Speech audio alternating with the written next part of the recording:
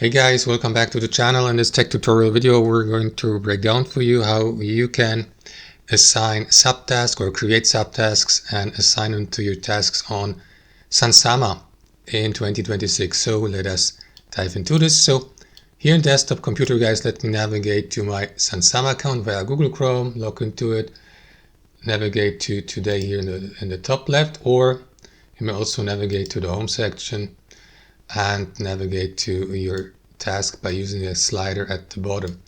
Now I will go with this task here. So let's assume that task consists of several steps. Click into it and you can create, for example, or assign subtasks. Click into it and select subtask here at the top and describe the subtask here below. You can, for example, I don't know, subtask 1, for instance. And then you got also that checkmark button to the left, so that you may mark the given subtask as of course completed. And then the subtask will have also that handle to the right, so you can move it, change the position between these subtasks.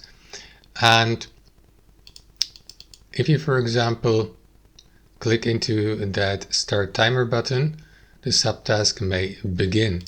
Now, if I click off, for instance, you will see that the subtask has been added here to the task, and you can add as many of these subtasks to your tasks as you like here on this application. So that's it. Thanks for watching. Hope you enjoyed it, got something from it, and we'll catch you later.